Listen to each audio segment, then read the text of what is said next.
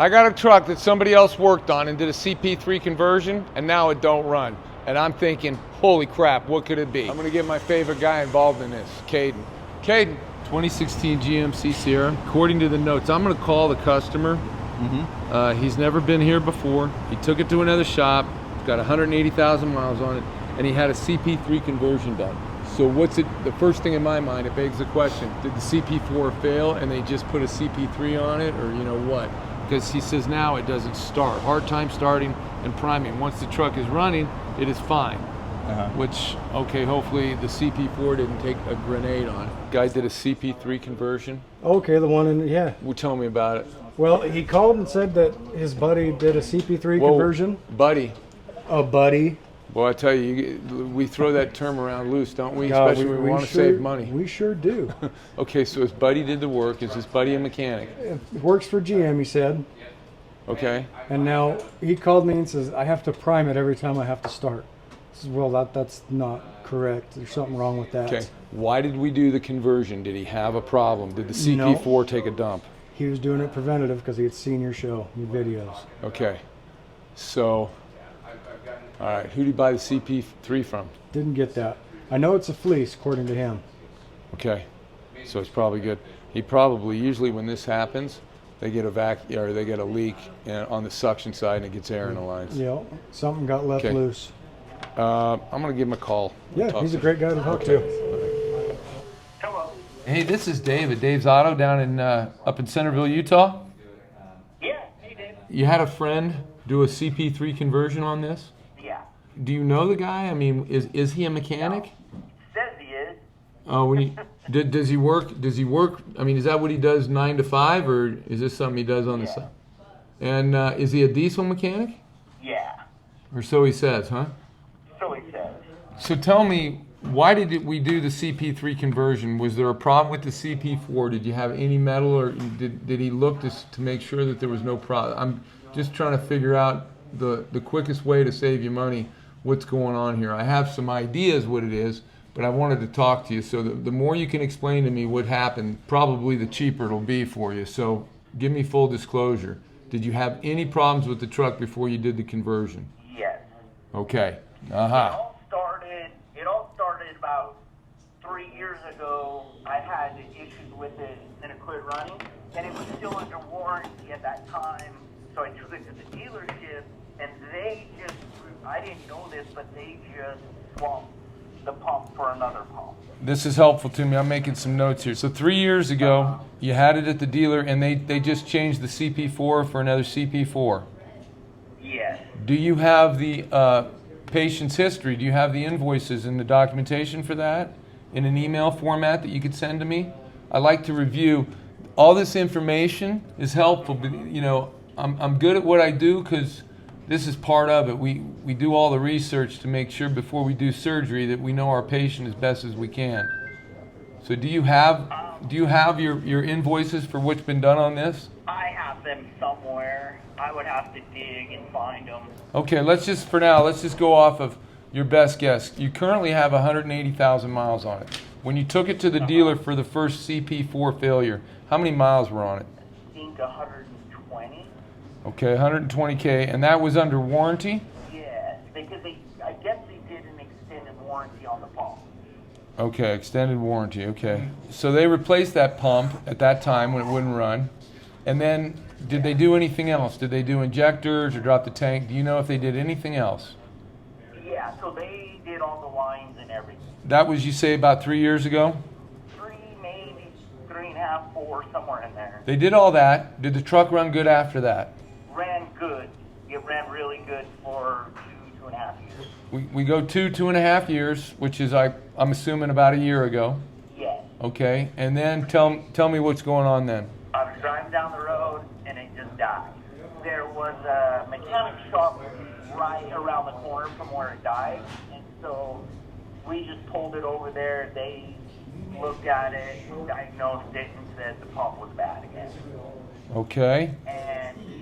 And is this shop here in Utah, was it a diesel shop or just a mechanic shop? it was a diesel mechanic shop. Okay, but not a dealer, an independent. They mainly work on like Oh, big rigs. big great. Okay, well that's cool. All right, so they said it got another CP4 failed on it, and then what did they do? So they didn't do anything. So I had a friend that knew this guy that my friend would take his truck to him and had him do work on it. He called him and asked him if he had ever done it before, and he said he's done many of them. He's the one that was like, but we need to do a conversion, because if you just keep putting the same pump in, you're going to keep having the same problem. And so he's the one that talked me into doing the conversion. Okay, so you didn't do it based off of any of my social media videos. You didn't know who I was or anything at this point. I had no idea, yeah. Okay. So he had my truck for like 5 or 6 months. Okay. Come to find out the reason why, because he couldn't get it, he couldn't fix that start problem. I finally just said, screw it, and No, sure. Was this at a shop or his house? it was at his house. Okay. All right. Yeah, he has a shop in the backyard. Okay. I'm sorry that you've had an experience, that's for sure. And but we'll let me do this. I just wanted to kind of get it from the horse's mouth, the story, and it's not a good one. So let me go take a look at it. I've got a few good guesses. I've been doing this a long time. Usually now you say once you get it up and running, it runs fine. Yeah, once I prime it and it starts, it runs fine. Gotcha. I never had an issue with it once it started. It's just Okay. It's just that. Well, that you probably got it. Normally, what's the cause of that? I'll tell you. We're going to have to find where it's at. You've got a low pressure vacuum side leak on before the high pressure side of the pump. So that's because you start sucking air, and you can't introduce air into that high pressure pump. They don't work very well. In fact, it tears them up. So we'll do an initial assessment on this. If we find it, we'll take some photos and let you know where it's at, and then advise you what it's going to cost to fix it. If we can't determine if that's not the problem, if it's something else, we'll at least know where to look, and then we can advise further on what we need to do. I'm sorry about this, but we'll get you fixed, and we're not going to take 5 or 6 months to do it. So stay close to your phone, and we'll probably call you tomorrow. All right, sounds good. Thanks, Dave. You bet. Bye-bye. Okay, that's that story kind of tells itself, folks. We all do it, and I don't know if it ever really works out. You try to save a little money, and most of the time, including with me, I end up more headache, more money. Find a professional, and just that's why he's there, and he's been there probably for decades. He's good at it. Yeah, grab the keys and let's go see what it sounds like. Okay. It's freaking hot out here, dude. Holy smoke. It's sweating weather. Pop the hood on this thing. Okay.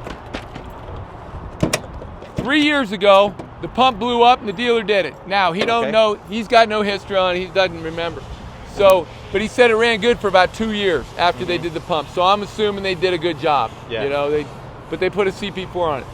Then about a year ago, it blew up. The guy had it there for 5-6 months, never got it running right. He did the CP3 conversion. Some guy, shade tree guy, in his garage behind the house. Yeah. That kind of situation. And he said it's never been right since. So let's crank it and see. All right.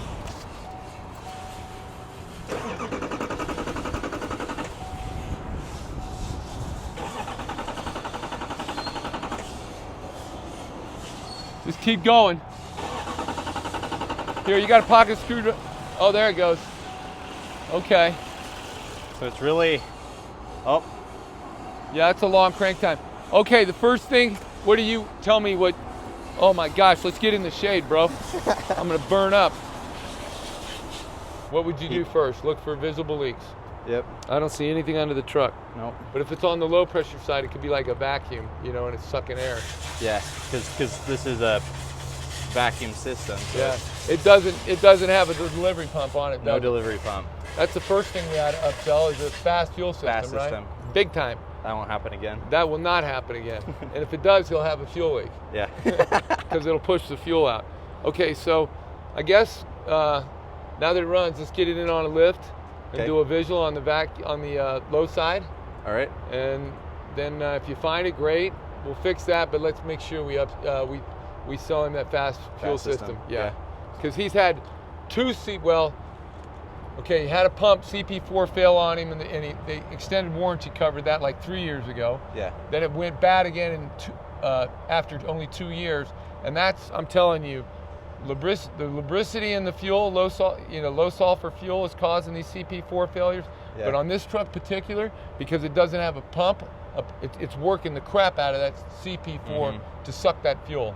Yeah. So I think let's talk to him about that. Okay. Check it out. Let's get it in. All right. What's up, dude? Too much air in the system. Too much air in the system? Yeah. I thought we just had it running. And it died. I didn't turn it off. Huh? And then you didn't. Oh. So you didn't turn it off when we were out there? No. Oh. Okay. You're gonna try to bleed it? Okay, cool.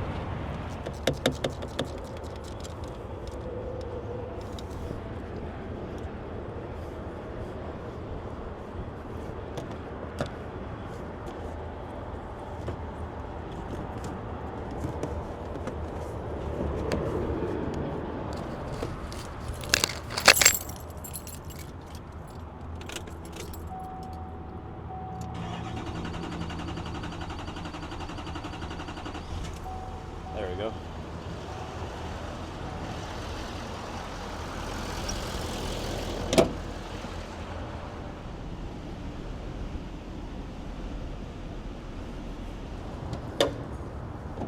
All right.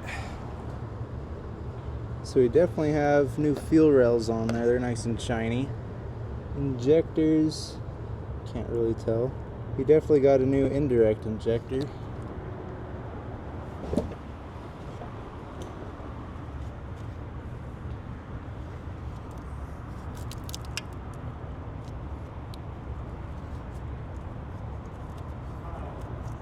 So this might be something right here. I'm checking this because I've done it before. That's your return lines for the fuel injectors.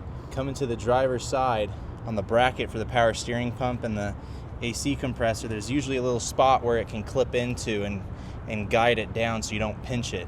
So when you're doing this job, you're taking all of those off. When you put them back on, if you don't clip it back in that spot or careful, you might pinch it in between either the EGR or the head or something and pinch the line just enough where it makes a little leak in the fuel line. And it looks pinched right here. I'm able to move it, but that's something I want to inspect. A few minutes later. Find anything? Yeah. You want the bore scope so you can see it, or? Yeah. If you've got we haven't had that yet, have we? Have we bore scoped for this leak? No. You know, I love that. You know, condition, cause, correction, confirm. Mm-hmm. I love confirming a diagnosis. You definitely want to confirm your repair, but boy, confirming your diagnosis, that's golden, dude. Okay, so these are the copper washers. Right here, huh? Yep. Yeah. You can kind of see how there's debris all around it because of the diesel fuel. Yeah, and first, this is a great indicator. Guys, first off, if you know anything about diesel, you want to clean all that off. We're gonna pressure wash that all off. We will never crack a fuel system on a diesel with any dirt or anything on it, because what happens, you get a piece of dirt in your system, you're introducing a fault to the system. You're not being a good mechanic for your customer. So make sure you clean all that stuff off first. But that's what he's saying, is the reason it's there is the diesel fuel, like an oil, is attracting that dirt and moisture. So we're gonna reseal this. Is there supposed to be a washer there, dude, or is that? No. Yeah. So we got one there, and one there, and then another one that down on here for the pump. Yeah. Yeah. Okay. So let's make sure we check the surfaces too. Okay. And find out why they're leaking, dude. Yeah. And clean that off real good. So it's losing its prime. The pump's losing its prime. Through there. Yeah. Good call, dude. Thank you. Yeah. Or you mean the low? Well, coolant? the low, I mean, if you look at it, it's really low. He's got nothing on this side of the bottle. Nothing on that side. I mean, guys, this is why it's so important to keep a clean bottle. He's got some coolant on this side, but he's got nothing. The bottle's empty. What we should do is pressure test the cooling system and make sure that it holds pressure, and then if it doesn't, advise the customer of that. Look at you, dude. It's like this isn't the first Duramax you worked on. You can tell that. You grabbed the right adapter. It's my favorite adapter right here. How many adapters you got to have now to work on cars? We 50? I mean, do you think there's 50? Every time they make a new car. I mean, it's like so frustrating, dude. And of course, this is the thing that's so cute. There's 50 different adapters to adapt to bottles, radiators, and everything, but the actual tool is still from the old school 1960s cap.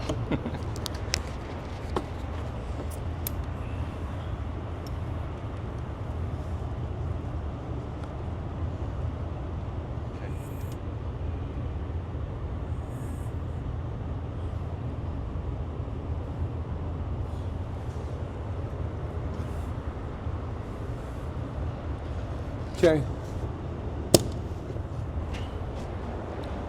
So what we'll do now, guys, we'll just verify that it burped and there's no leaks. See, Caden said that maybe when the guy did the CP3 pump, because you have to undo some coolant hoses, maybe he didn't, top off the system. That's a possibility. But in order for us to verify that, what we'll do before we even add antifreeze is we'll pressure test it. So while he's disassembling this, we'll kind of let that sit. Everybody, let me explain something. A pressure test of a cooling system, you should be able to hold, everybody test. I like my guys to test them for 30 minutes at 20 PSI, and it shouldn't budge. It should never budge. You should be able to set that thing, go home, go overnight, go for the weekend. You should come back and it should be able to hold. Well, they can sometimes seep a pound or something like that over a weekend. You might have a hose clamp under 20 PSI that might seep a tad like that. But basically, your cooling system should never leak pressure. You don't want your bicycle tires to seep down a little bit. You don't want your cooling system to seep down.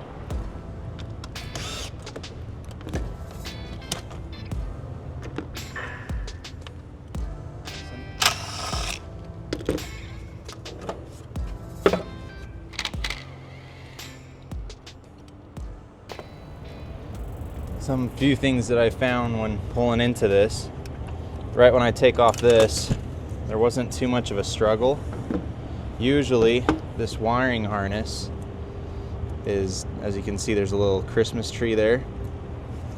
That would usually go over top of this bracketry and connect in there, but you can see it's kind of been chopped up, some sort of clearance, because the harness was routed below that bracket. So some things weren't put back together properly. You can see why it needs to go over the top, because then it starts rubbing like that, as you can see, and then you'll start having wiring chafing. As well as not running that right, he just ran this wiring harness in between, as you can see, the AC compressor and the line. So when he evac'd the system, he didn't put that back correctly either. That's usually on the opposite side.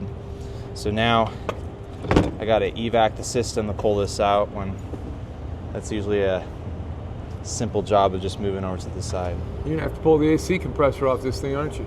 Yeah. We can't, the wiring harness ain't got enough flex in it to get that around? Well, he didn't route it right. Usually this goes behind the lines. It's not supposed to be in between the compressor and the lines like this. It's usually on the opposite side. Same thing with this harness. It's supposed to go on top of this bracket and not underneath. Oh yeah.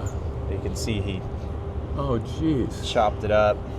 Oh jeez, turn it over. Yeah. Then he. What a hack. Yeah. Guys. Got some match Guys, bolts. that's a big indicator to you guys. If the glove don't fit, something like that. If it don't fit, Don't it fabricate. it don't. You might want to relook. Gosh, jeez. Okay, so we'll have to call the customer and add an evacuate and recharge to the ticket too. Yep. Okay. Well, get her done, dude. So now that we're down to it, you can see a little bit better on where it was leaking. It's leaking down that back side and just drizzling down. So we're going to replace these 25-cent copper washers that caused all this headache, and then we'll see if it still leaks.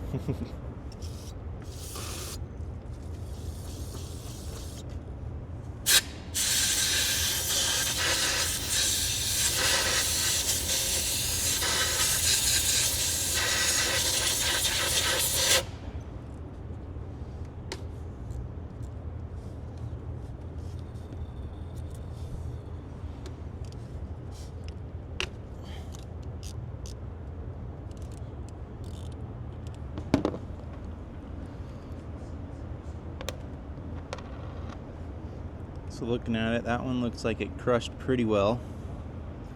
But if you look on this one, right there, it was crimped on wrong. It was crushed sideways. Just ever so slightly leaking out right here, because that's where it's the little pathway it had. 5-cent copper washer caused quite a bit of damage. Okay.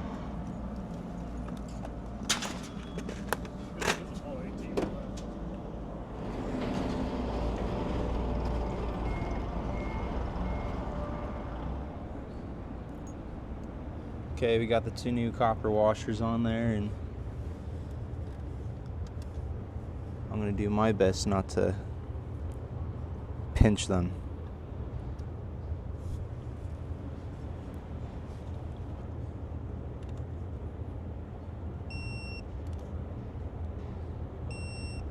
All that for a little copper washer, huh? Yep. It's 25 cents. A 25-cent washer can make your truck run like crap. What, show me what you got. So these are the 2 big washers, if you can notice anything. Well, yeah, this one here looks like it wasn't right. Is it the wrong size washer or something? No, it's the correct size. On the bigger bolt, they have a flange like that, and yeah. I believe it fit perfectly on there where he had it on the flange. Yeah, it got caught on the flange, and then he tightened it down. And instead of replacing the so washer, on the bolt that's already on there, Mhm. the one. So you've already replaced it. I just reinstalled it. Yeah. Okay, so that bigger, I see. Yeah. That's bigger, but it has a flange. He just had it up on the flange. Yeah, and then tightened it down, realized it, took it back apart, and then retorqued it. But that created channels for the fluid to go past and air. I see. You are like the inspector detector, dude. So folks, they call these a banjo bolt, and if somebody can tell me why we call that a banjo bolt, I'd be interested, because it don't look like a banjo to me. But Caden, you are getting so good at this.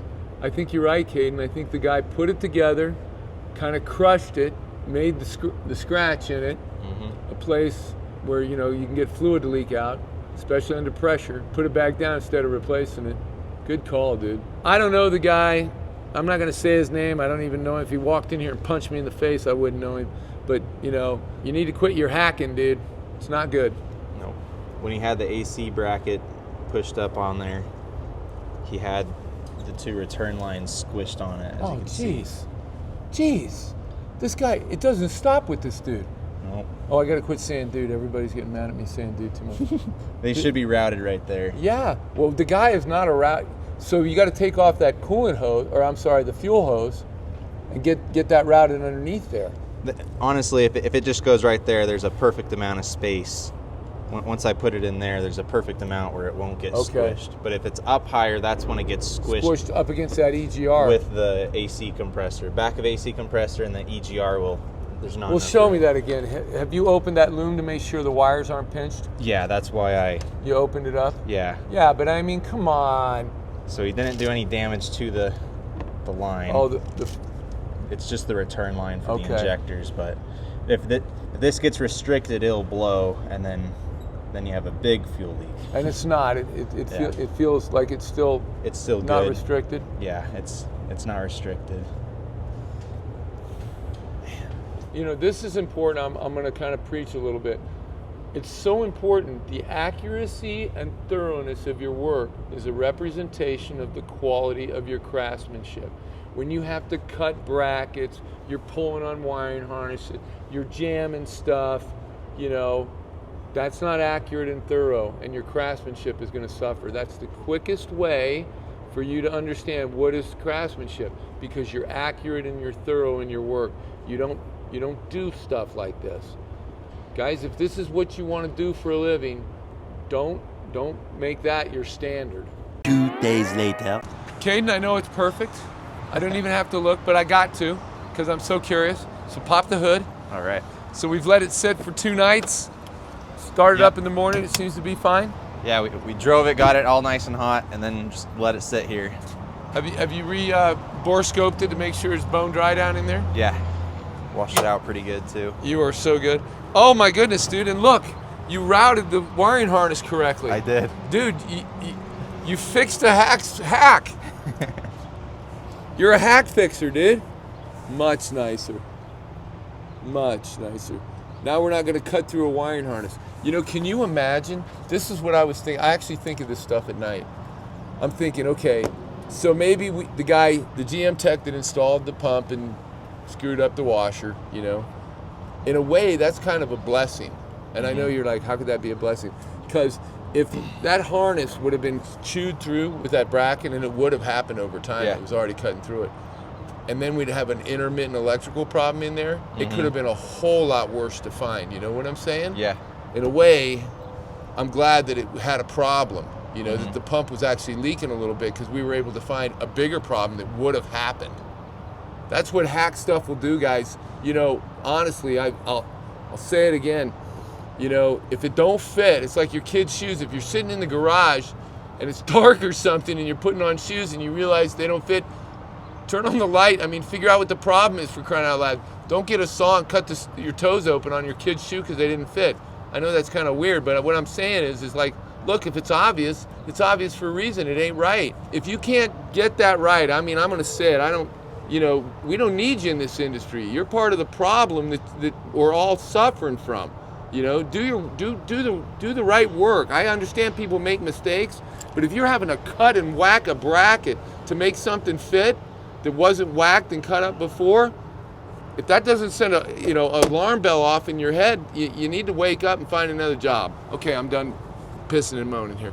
I'm glad that we fixed this thing. I'm so happy. The guy will be happy. We changed out his fuel filter housing, and now as a plunger. We put on this new electric pump there. Basically, it's a billet aluminum block, and they put a little electric pump on top. So we made it have now positive fuel, so it's not a vacuum. So it's not sucking from the tank. So it's not sucking, but that helped cause. Well, it's still sucking from the tank because it's got a. It's sucking from right there, but then. But it's not using the pump to suck for it. Yeah. Okay. Well, that's a nice how little we found add-on. the leak as well. Okay. Because it was so minor. Okay. Well, great. And what did we come up with on the overflow bottle, bro? It didn't go down, so I just filled it up. Pressure stayed the same. How come it's not filling up on the other side, dude? That's just for expansion. That's the expansion side of the tank? Yeah, so because the minimum's up here, when this pressurizes, it lets the excess fluid go into that tank, and then when it gets cold and starts up again, it can suck it back into the system. So that's not even the pressure tank, that's the overflow tank. Overflow. I don't know whether I want that on video. You'd think I'd know that, but anyway, I learned something today. That's cool. You might as well keep it contained and not have another, hose and another, because that's another failure point. Yeah. I actually like that. Yeah. Smart. Okay. Just so I'm clear on this does not have a pre-pump in the tank. No. How come we didn't put a fast back there on it? The guy didn't want it? He didn't want a fast, and then this was another. So this is just a pump without the filtration? Yeah. It was a cheaper alternative, so it's using the same one filter, just now it has positive instead of vacuum. So if the guy, when you said cheaper alternative, maybe the guy wouldn't have opted for the cheaper alternative if he didn't have to bring it to me to fix the hack job that happened on this thing. Yeah. See, that's what happens, guys. If you do that kind of work, a customer might not be able to get what he really wants because he's having to pay for it twice when he shouldn't have to. I mean, hack work is never, never, never good. I can't stand it. Cool, man. Thanks, dude. Thanks.